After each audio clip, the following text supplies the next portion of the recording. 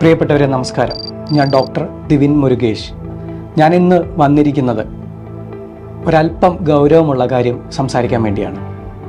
നമ്മളെല്ലാവരും ഇപ്പോൾ കുറച്ച് ദിവസങ്ങളായി കേട്ടുകൊണ്ടിരിക്കുന്ന അമീബിക് മസ്തിഷ്ക ജ്വരം അത്ര സുഖകരമല്ലാത്ത കാര്യങ്ങളാണ് നമ്മളിപ്പോൾ നമ്മുടെ ചുറ്റും കേട്ടുകൊണ്ടിരിക്കുന്നത്. പ്രത്യേകിച്ച് ഈ ഒരു അസുഖം ബാധിക്കുന്നത് നമ്മുടെ കുട്ടികളെ അതല്ലെങ്കിൽ ചെറുപ്പക്കാരെയൊക്കെയാണ്.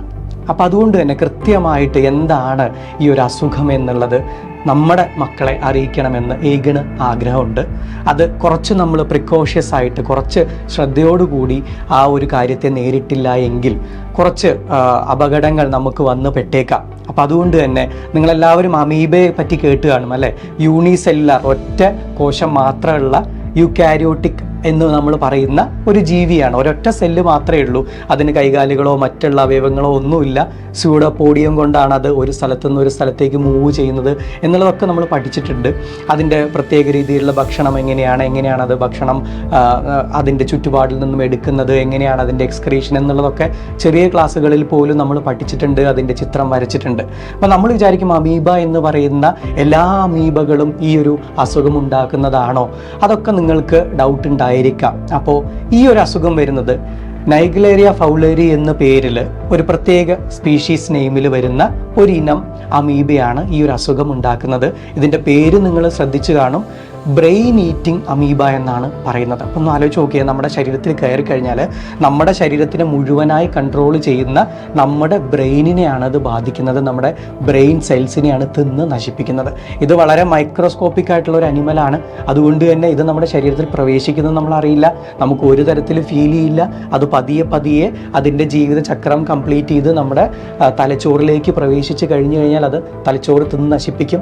തലച്ചോറിൻ്റെ ഓരോ ഭാഗങ്ങളും വളരെ വളരെ ഇമ്പോർട്ടൻ്റ് ആണ്. നിങ്ങൾക്കറിയാം, അത് എവിടെയൊക്കെ നശിക്കുന്നോ അത് ഓരോ തരത്തിൽ നമ്മുടെ ശരീരത്തിനെ ബാധിക്കുകയും ഇപ്പോൾ ഇത് നമ്മൾ റിപ്പോർട്ട് ചെയ്ത കേസുകൾ മുഴുവൻ മരണപ്പെടുന്ന ഒരു കാര്യത്തിലേക്ക് പോലും പോകുന്നുണ്ട്. ഇപ്പോഴും ആളുകൾ വെന്റിലേറ്ററിലുള്ളതൊക്കെ ആയിട്ട് നിങ്ങൾ വാർത്തയിലൂടെ അറിഞ്ഞു കാണും. അതുകൊണ്ട് തന്നെ നമ്മുടെ മക്കളോട് പറയാനുള്ള ആദ്യത്തെ കാര്യം, ഈ അസുഖം വരുന്നത് വെള്ളത്തിലൂടെയാണ്. അതായത് കുളത്തിലൂടെയോ പുഴയിലൂടെയോ അതല്ലെങ്കിൽ നമ്മൾ കെട്ടിക്കിടക്കുന്ന ഏതെങ്കിലും, അല്ലെങ്കിൽ നിങ്ങളൊരു സ്വിമ്മിംഗ് പൂളിൽ പോയിട്ട് നിങ്ങൾ കുളിക്കുന്ന സമയത്തോ ഒക്കെയാണ് ഇത് പകരുന്നത്, അല്ലെങ്കിൽ അത് നമ്മുടെ ശരീരത്തിലേക്ക് കയറുന്നത്. എങ്ങനെയാണ് കയറുന്നത്?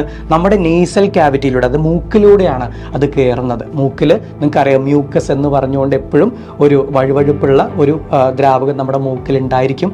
അത് ഈസി ആയിട്ട് ഈ അമീബയ്ക്ക് ഉള്ളിലേക്ക് കയറാനുള്ള ഒരു വഴിയായിട്ട് മാറുകയും ചെയ്യും. അപ്പോൾ ഇത് കയറി കഴിഞ്ഞ് കഴിഞ്ഞാൽ നമ്മുടെ സ്കള്ളിൻ്റെ, അതായത് നമ്മുടെ തലയോട്ടിയുടെ ഏറ്റവും അടിഭാഗത്ത് നമ്മുടെ ഓൾഫാക്ടറി നെർവ് വരുന്ന സ്ഥലമുണ്ട്. അതായത് നമ്മുടെ മൂക്കിൽ നമുക്ക് മണം നമ്മുടെ ബ്രെയിനിന് തിരിച്ചറിയണ്ടേ, ആ ഒരു നെർവ് വരുന്ന വഴിയിലൂടെയാണ് ഈ അമീബ കയറി ഉള്ളിലേക്ക് എത്തുക.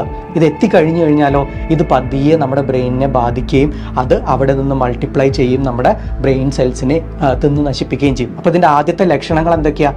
ആദ്യം പനി ഉണ്ടായിരിക്കും, ചെറിയ വിറയലുണ്ടായിരിക്കും, നമുക്ക് ക്ഷീണം ഉണ്ടായിരിക്കും, നമുക്ക് ചിലപ്പോൾ വോമിറ്റിംഗ് ഉണ്ടായിരിക്കും. ഇതൊക്കെ നമ്മൾ എന്ത് വിചാരിക്കും? ഒരു സാധാരണ പനിയാണെന്ന് കരുതിയിട്ട് നമ്മൾ ചെറിയ മരുന്നുകളൊക്കെ കഴിച്ച് അതിനെ ചിലപ്പോൾ അങ്ങ് മാറ്റും, ചിലപ്പോൾ ഡോക്ടറെ അടുത്ത് പോയില്ല എന്ന് വരും. അപ്പോൾ ഞാൻ പറഞ്ഞ പോലെ നമുക്കിപ്പം ഈ ഒരു പ്രൈമറി സിംറ്റംസ്, അതായത് നമ്മുടെ ഈ പനിയും തലവേദനയും ഛർദിയും ഒക്കെ വന്നു കഴിഞ്ഞ് നമ്മൾ അതിനെ ചെറിയ രീതിയിൽ ട്രീറ്റ് ചെയ്ത് പോകുന്നു.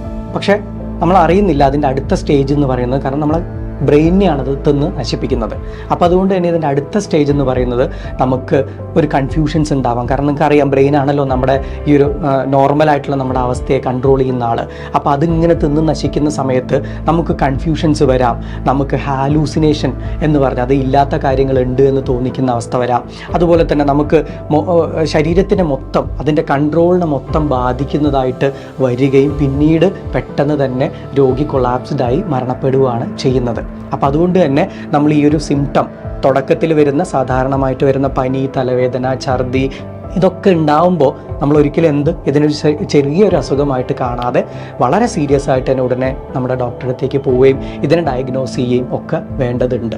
നമ്മൾ ഇപ്പം അറിയാലോ, മഴക്കാലമാണ്, പല സ്ഥലത്തും കുളങ്ങൾ ഒക്കെ ആക്റ്റീവായിട്ട് നിൽക്കുന്ന നീല കളറുള്ള കുളമൊക്കെ കാണുമ്പോൾ നിങ്ങൾക്ക് തോന്നും ഒന്ന് ചാടി മറിഞ്ഞ് കുളിക്കാമെന്നുള്ളത്. അതാണ് ഇതിൻ്റെ ഒരു മെയിൻ കാരണം, കുട്ടികളെയും യങ് ആയിട്ടുള്ള ആളുകളെയും ബാധിക്കണം. അപ്പോൾ നിങ്ങൾക്കൊരു സംശയം തോന്നും, അപ്പോൾ വലിയ ആൾക്കാരും കുളത്തിൽ മുങ്ങി കുളിക്കുന്നില്ലേ, അല്ലെങ്കിൽ പുഴയിൽ കുളിക്കുന്നില്ലേ എന്നുള്ളതൊക്കെ. പക്ഷേ ചിലപ്പോൾ ഈ ചെറിയ കുട്ടികളുടെയും ചെറുപ്പക്കാരുടെയൊക്കെ ശരീരത്തിലേക്ക് കയറാൻ കുറച്ചുകൂടി ഈസി ആയിരിക്കും. അതിനെക്കുറിച്ചുള്ള പഠനങ്ങളൊക്കെ നടന്നു വരുന്നേ ഉള്ളൂ.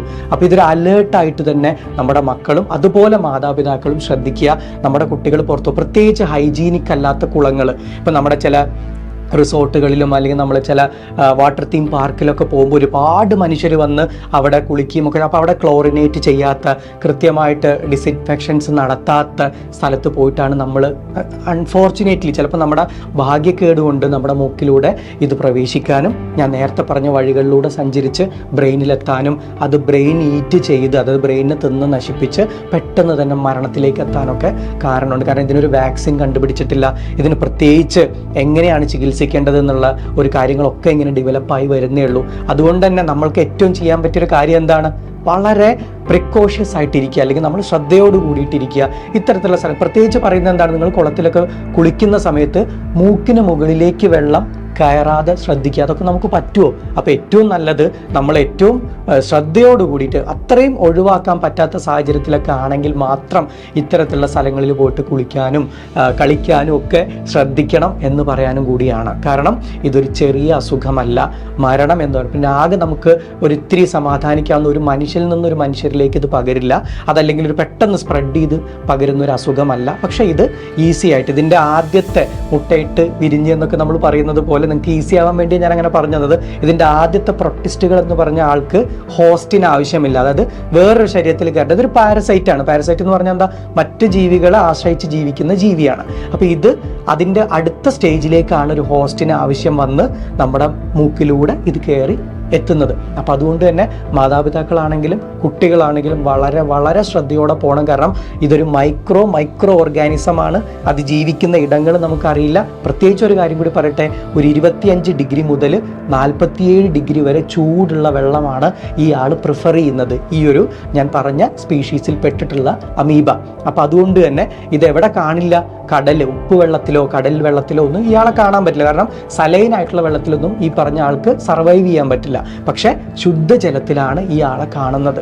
അതുകൊണ്ട് തന്നെ 25 ഡിഗ്രി, അതിൽ താഴ്ന്ന തണുപ്പ് കൂടിയ സ്ഥലത്തൊന്നും ഇയാളെ കാണാൻ പറ്റില്ല. പക്ഷെ ഈ ഒരു ഹോട്ട് സമയം, അതായത് നമ്മൾ വിചാരിക്കും മഴയല്ലേ തണുപ്പല്ലേ ഇവിടെ ഹോട്ടാണോ? അല്ല. നിങ്ങൾ വെള്ളം നോക്കിയാൽ അറിയാം, പുഴയിലൊക്കെ വെള്ളത്തിൽ പോയിട്ട് അല്ലെങ്കിൽ കുളത്തിലെ വെള്ളത്തിൽ കൈയിട്ട് നോക്കുമ്പോൾ അത്യാവശ്യം ചൂടുണ്ടായിരിക്കും അത്, അന്തരീക്ഷത്തിൽ മഴ പെയ്യുന്നുണ്ടെങ്കിലും. അപ്പോൾ അതുകൊണ്ട് തന്നെ ഈ ഒരു പ്രിഫറൻസ് ഉള്ള ഇത്തരത്തിലുള്ള സ്ഥലങ്ങൾ, ഇത്തരത്തിലുള്ള കുളങ്ങൾ, അതുപോലെ തന്നെ പ്ലാസ്റ്റിക് കൊണ്ട് ഉണ്ടാക്കിയിട്ടുള്ള കുളം പോലത്തെ സെറ്റപ്പുകളൊക്കെ നമുക്ക് ചിലപ്പോൾ വീട്ടിലുണ്ടാവും. അതൊക്കെ ചൂടുണ്ടാക്കും. അതിൽ ഏതെങ്കിലും കാരണത്താൽ ഈ ഒരു സ്പീഷീസ് വന്നു പെട്ടിട്ടുണ്ടെങ്കിൽ നമ്മുടെ ശരീരത്തിലേക്ക് കയറിയേക്കാം. അപ്പോൾ ബി അലേർട്ട്. നമ്മുടെ മക്കളായാലും ശരി മാതാപിതാക്കളായാലും ശരി വളരെ ശ്രദ്ധയോടെ ഇരിക്കുക. നമുക്ക് ഇതിനൊരു സെക്കൻഡ് ചാൻസ് എടുക്കാനില്ല. ശ്രദ്ധ മാത്രമാണ് ആദ്യം വേണ്ടത്. പിന്നെ ആരും പരിഭ്രമിക്കേണ്ടതില്ല. ശ്രദ്ധിച്ചു കഴിഞ്ഞാൽ നമ്മൾ കോവിഡ് പോലുള്ള മഹാവ്യാധികളൊക്കെ നമ്മൾ ഈസി ആയിട്ട് സർവൈവ് ചെയ്ത് വന്നവരാണ്. അപ്പോൾ ഇതും നമുക്ക് പറ്റും. Okay, thank you so much.